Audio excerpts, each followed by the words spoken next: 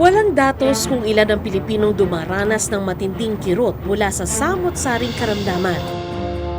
Ayon sa Philippine Cancer Society, sa bawat taon, merong 110,000 na bagong kaso ng cancer. Karamihan sa kanila ay dumadanas ng physical pain. Siguro yung number one talaga na dinadaay nila, yung reklamong pang-physical, no? Kasi masakit talaga dyan. Tsaka nakaka-istorbo yan sa quality of life.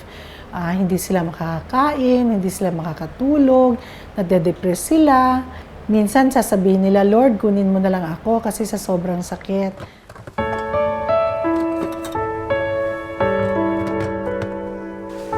Gusto mo tinapay, Daddy? Si Edward de las Alas, 41 years old, tinaningan ang buhay matapos ma-diagnose na may stage 4 bone cancer. I was diagnosed with bone metastasis, marrow fibrosis, meaning yung akin bone marrow is, according sa doctors, nagpe-peklat siya. Okay. And then, kalat na siya, nag-metastasize na siya sa ribs ko, Ribs. sa sacroiliac, dito sa panga, sa skull. Sabi sa akin, kasi nung nakita ng doctor yung bone scan, sabi niya is stage 4 advance. So parang 6 months na lang daw yung tatagal ko based dun sa nakita niya. Yun, awan ng Diyos, nandito pa rin naman ako. Na-diagnose po ako is 2014, August 2014. Tapos, nag-underwent ako ng yung iba't ibang treatment. Niradiation na yung ulo ko para mabawasan lang yung pain sa ulo. And then, nag-undergo ako ng chemotherapy, bisphosphonate para sa bones, para rin mapigilan yung pagkalat sa buto. Ayun po.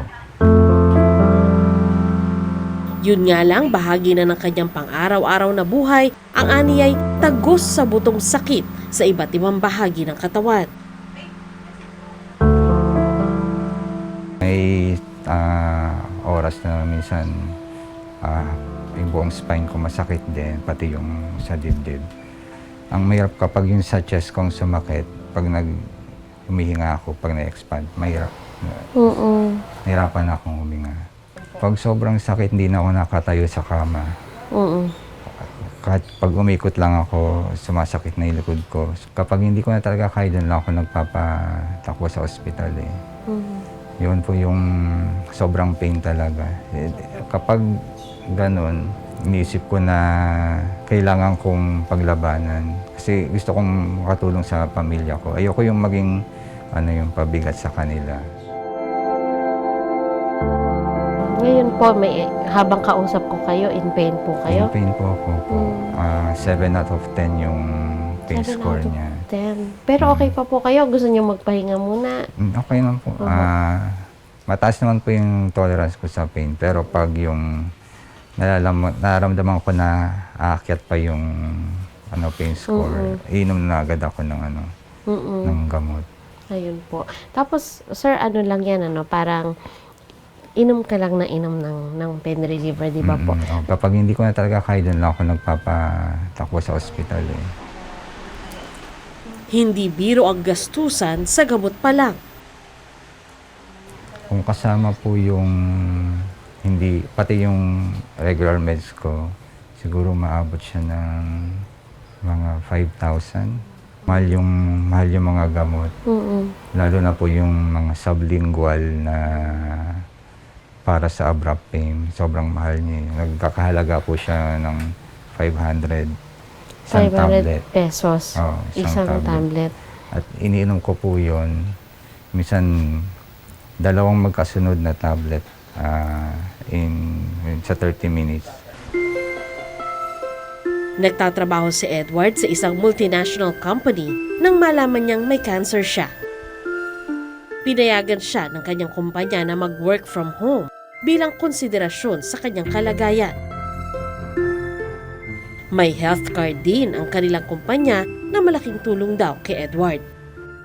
Kung yung sweldo ko yung pagbabasihan, kulang na kulang. Ang misis ni Edward na si Christina ang madalas naghahagilap ng painkiller medicines para sa kanyang asawa. Nag-resign na nga siya sa trabaho bilang call center agent.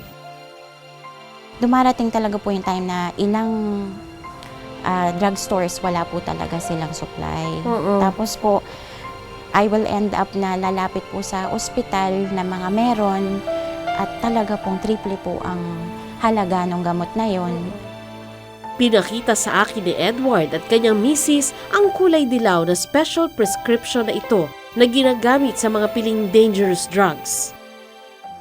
Kapag po kami naka-confine sa pain management team, libre po ito, wala na pong ekstrang bayad. Pero kung kami po ay magpapa-check up, meron po siyang ekstrang bayad na 450 per prescription po yun. Bukod po yun, sa form lang po siya, iba pa po yung PF ng doktor doon. Ang Philippine Drug Enforcement Agency o PDEA naman ang nagbibigay ng lisensya sa mga doktor para makapagreseta. Ayon sa PDEA, nasa 21,000 na doktor sa buong bansa ang may aktibong S2 license. Kung sino lang po talagang doktor, lalo na kung yung practice niya, example, oncologist siya, kailangan talaga niya ng magpe-prescribe siya ng mga morphine. So, kailangan pong kukuha ng S2 license yun. Hindi kasi lahat ng mga doktor komportable sa pag-prescribe ng opioids. Kaya nakikita din natin na minsan hindi lahat ng mga clinics o hindi lahat ng mga ospital may kapasidad parang matreat itong mga cancer patients na severe na yung kanilang kirot. Nagtataka naman ang PDEA kung bakit tila napapamahal ang mga pasyente sa special prescription. Ang pagkakaalam ko nasa 200 pesos per booklet of 50 sheets. S3 license naman ang binibigay ng PDEA sa mga butika para makapagbenta ng dangerous drugs. Minsan hindi mo mapigilan, market-driven yung pag-stock nila eh. Baka I don't know, at some point probably nag-stock sila ng marami and then walang nabenta, na-expiran. So yung susunod na stocking nila ngayon is mas lower na kaysa dati. Naniniwala naman ang ilang pasyente na maigaganda pa ang sistema para mas maging madali ang access nila sa gamot pangontra sa kanilang mga kirot.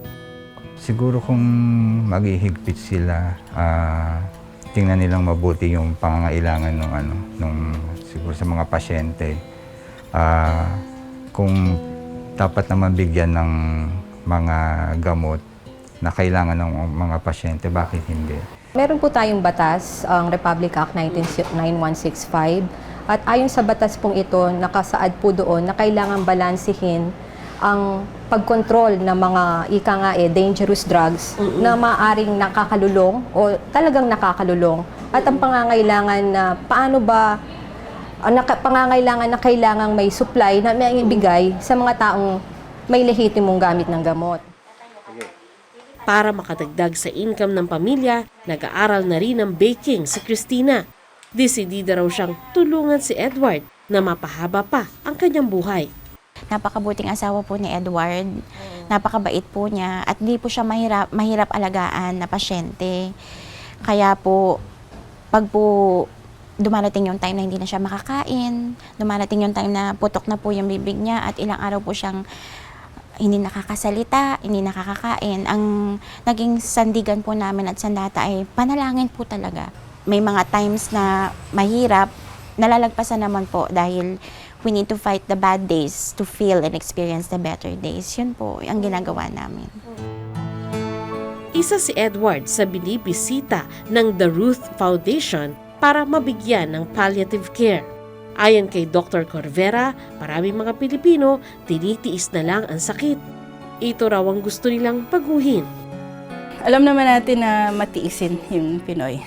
Kasi walang ibang paraan. Let's say wala silang pambili or hindi nila alam kung anong bibilhin kasi wala naman nag-check up. The pain score is considered the 5th vital sign. Di ba? Pagpunta sa pasyente, chine-check namin yung blood pressure, cardiac rate. Ngayon, pati pain score ng pasyente dapat alamin ng isang nurse or doctor. Because nga, it is a human right to not be in pain when you can control it.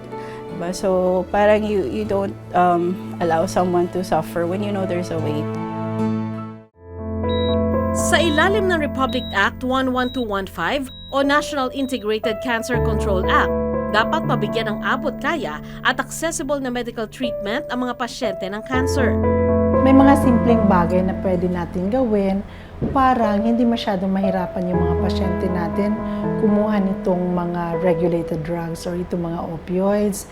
Very simple things lang siguro like dagdagan natin yung allowable na tablet sa isang yellow prescription, and pwede nating maglagay ng ilang mga parameters, parang kumbaga yung pasyente pag malayo siya or mahihirapan siyang pumunta sa pharmacy kasi available lang siya doon sa mga specific places, baka pwede nating mabigyan ng mga considerations.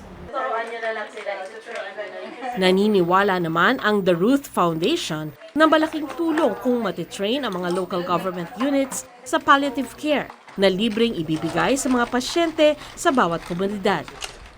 So I think it's really empowering our health force, at the same time the community, to understand that pain can be managed and that there are many ways to manage pain, and that we have to really work together for to make sure that this right of the patient and the family is given to them.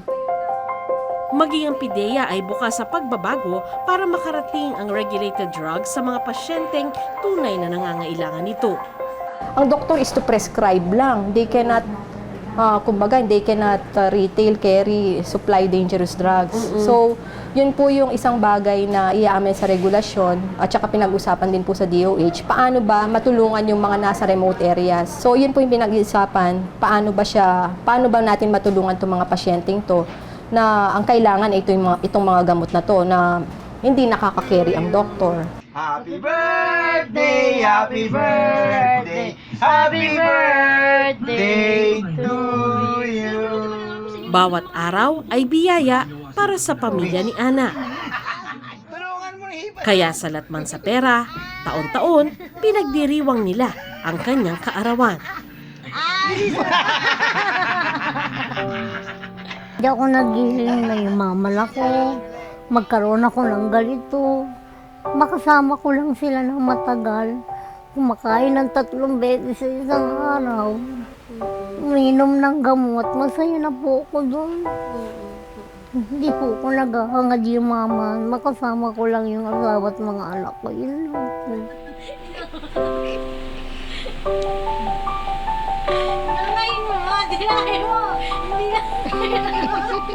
Sana nga madagdagan ang masasayang araw tulad nito kasama ang kanyang pamilya.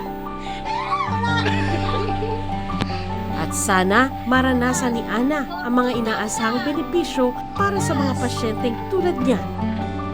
Para mabuhay ng ganap na may dignidad hanggang sa kahuli-hulihang sandali. Magandang gabi po, ako si Sandra Aguinaldo at ito ang Eyewitness.